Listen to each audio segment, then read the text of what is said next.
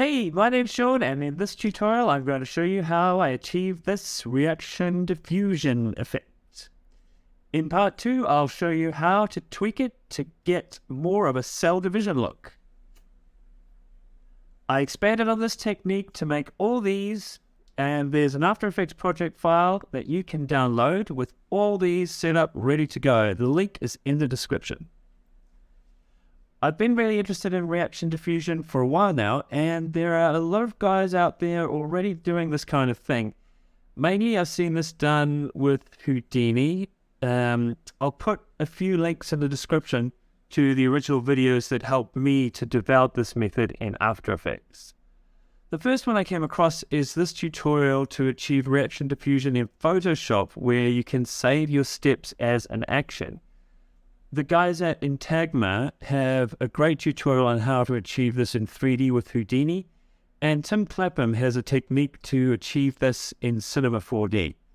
I recommend checking out the Photoshop tutorial and even the Entagma tutorial for an explanation on how the simulation works, even if you have no interest in Houdini. There's also some good information and even a live simulator to try out reaction diffusion online. There is an After Effects project out there that simulates reaction diffusion called a live tool, and I know that there is a tutorial about how he achieves it. I came up with my technique separately before seeing his tutorial, and I think it's different enough that I still wanted to share it with you guys. I think you get a slightly different look with my technique. I haven't actually used the live tool, but check it out and check out his tutorial for a variation on this. Okay, let's get started. First of all, make sure your project is set to 8-bit or 16-bit. 32 bits will give you some strange results. I'm going to set mine to 8-bit. Make a new comp and call this RD input. This is the shape or text or image that will be the start of your simulation, and you can come back to this comp at any point and change the input. Let's make a black solid, and on top of that we'll put some white text. Bring that comp into a new comp by dragging it onto the Create New Comp icon in the project window, and we'll call this RD Step 1. We'll put a fast box blur on this layer and set it to blur radius of 5. Duplicate this layer, change the above layer to a blur radius of 10, and set its blending mode to subtract. Make an adjustment layer above all layers and apply a levels effect. We're going to crunch the result to exaggerate the effect.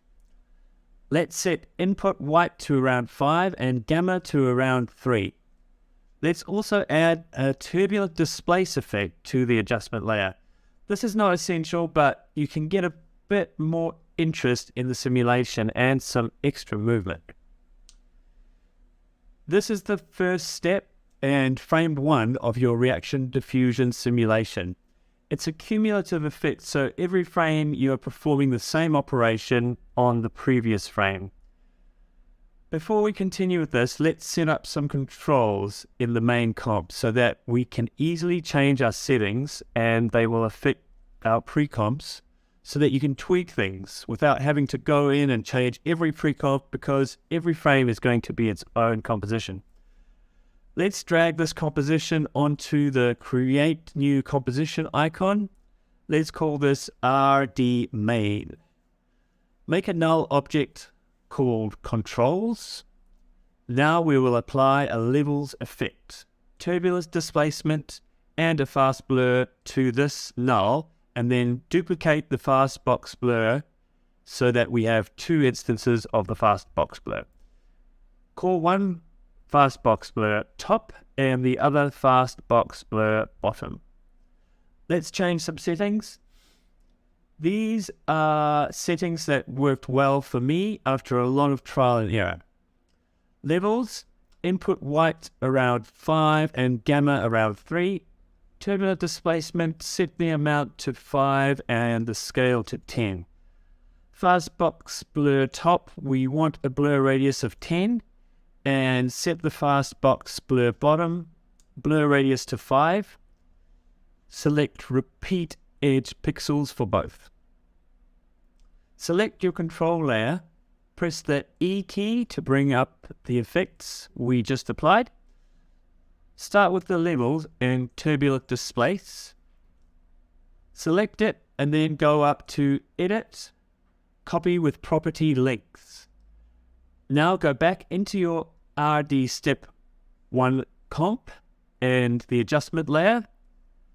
Delete the previous levels and turbulent displace effects and now paste or Control V or Command V.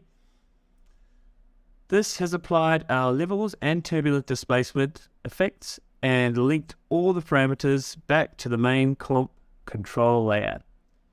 We will do the same with the fast box blur for the 2 layers in the comp. Go back to the main comp, select the fast box blur top, and then click Edit, Copy with Property Links. Back in RD Step 1 comp, we select the second layer and paste. Back to the main comp, select the fast box blur bottom, then click Edit, Copy with Property Links. Back to RD Step 1 comp, we select the third layer at the bottom and paste. Now you can see if you select a layer and hit the U key twice, that the effects have all got expressions on all the parameters, linking them to the controls that we set up in the RD main comp.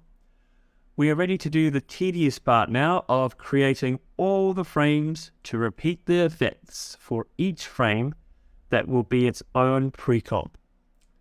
To speed things up slightly, go to RD Step 1 and lock the adjustment layer. Now, when you select all with Control A or Command A, you will only select the layers we want, which is quicker than having to select both layers. Okay, we duplicate RD Step 1 comp by selecting it and pressing Control D or Command D in the project window. Go into RD Step 2, which was created. Control A or Command A to select our layers without selecting the locked adjustment layer. Now we drag RD Step 1 from the project window while holding the Alt key into the composition preview window and let go. This has replaced our selected layers, RD input, with the composition that we dragged in. Now Step 2 is repeating the process onto Step 1. Each step needs to apply the same effects onto the previous step. Duplicate RD Step 2 by selecting it and pressing Control D or Command D. Go into RD Step 3, which was created. Control A or Command A to select our layers without selecting the locked adjustment layer. Now we drag RD Step 2 from the project window while holding the Alt key into the composition preview window and let go. And both instances of Step 1 have been replaced by Step 2.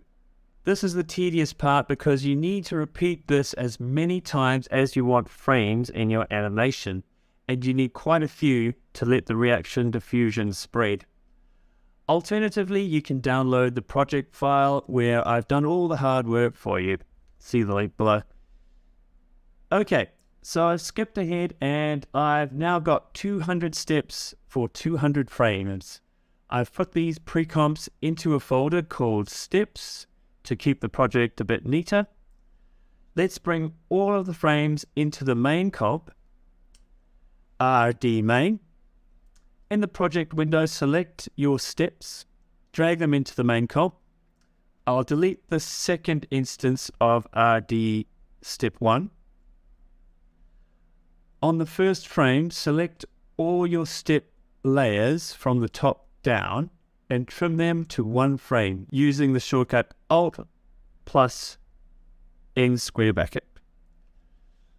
Now right-click to choose Keyframe Assistant, Sequence Layers, and hit OK, as we don't need any overlap.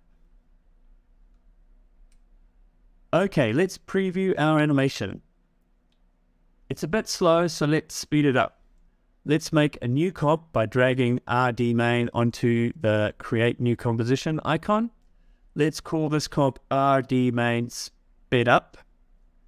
Now we'll speed this up by selecting layer time stretch and setting the stretch factor to 25. That's the basics of this technique. You can adjust your values for the fastbox blur to get wider lines. And you can change your starting point by changing what you've got in the RD input comp to change the simulation completely. In part 2, I'll show you how to tweak your settings and apply a few other effects to get this cell division look. If you want to download my project where I've done the tedious part for you, the project includes multiple variations of this setup, including the cell division look from part 2, constraining the simulation to a shape, and some more fun variations. The link is in the description. Have fun playing with this technique, and please share your results with me so that I can see what you've come up with. Don't forget to like and subscribe. Thanks guys, bye.